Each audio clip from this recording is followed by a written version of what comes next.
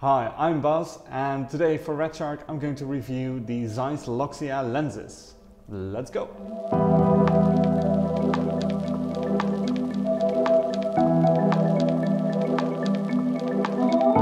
So let's run through all the main features of these lenses. Obviously they're a native E-mount, so they're meant to be used for the Sony mirrorless cameras, especially actually the Alpha series, so the DSLR series, but you can also use them on the FS series like the FS5 or the FS7. First off, let's look at the build quality of these lenses. Well, they're really well made. It's clearly a German manufacturer, Zeiss, in that they really use quality materials to make this as high standard as possible.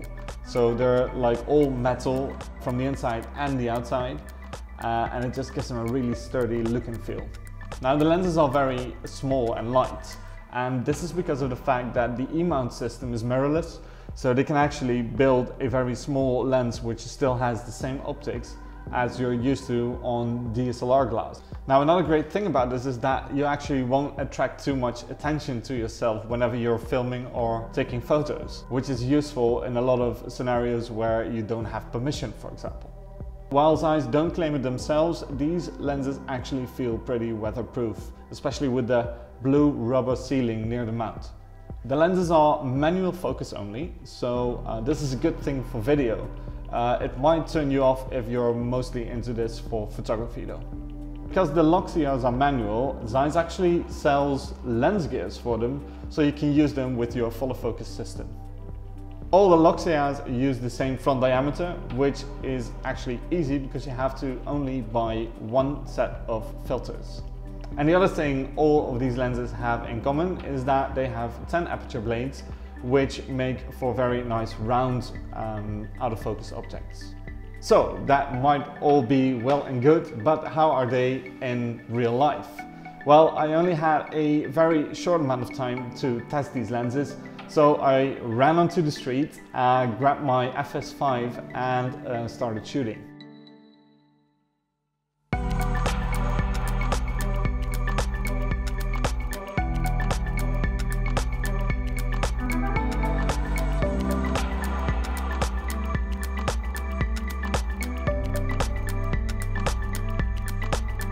Now, one of the things that I noticed while shooting now is that to change lenses, to go from one to the other, it's actually quite difficult because most of the lens is actually moving. They have a big gearing system, which is good, but as soon as I'm trying to get the lens off the camera, you have to do a bit of a weird move to get them off. So it's not that easy if you're on your own and you're shooting, and the same goes for the other way around. So if you try and lock it, the whole focusing mechanism, the whole barrel will actually rotate. So that's not ideal.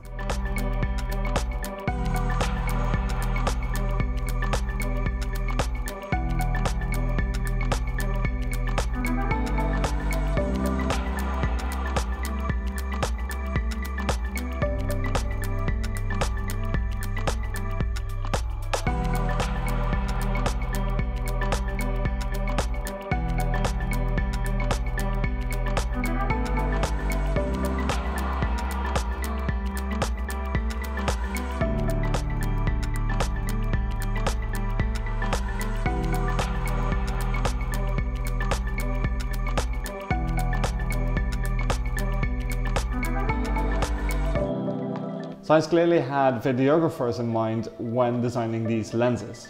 The declickable aperture is a really great feature whenever you have to quickly adapt to changes in lighting, especially if you don't have a variable ND mounted in front of the lens. The aperturing itself is on the small side and is located near the lens mount, which isn't that ideal because if you want to blindly change the aperture while shooting, you actually can have a bit of an issue finding it. The Loxias do have a bit of asthma in the sense that they have a breathing problem when shifting focus. I don't think it's that much of a problem in normal use shooting, but this really depends on your own style. Do make sure that you take this into account whenever you want to purchase these lenses for video. So are these Zeiss Loxias something you should consider? Well, I think so. Sharpness wise, there's really no faulting in Zeiss. I think they're pretty damn sharp. I don't see any real problems in chromatic aberration or color fringing, stuff like that. And I do think the bokeh does look very lovely and very Zeiss-like. Do take into consideration that these lenses are E-mount only, so for mirrorless use, whenever you want to move onto EF or PL mounts, you can't make use of these lenses. So that concludes my Loxia review. Please subscribe and see you next time.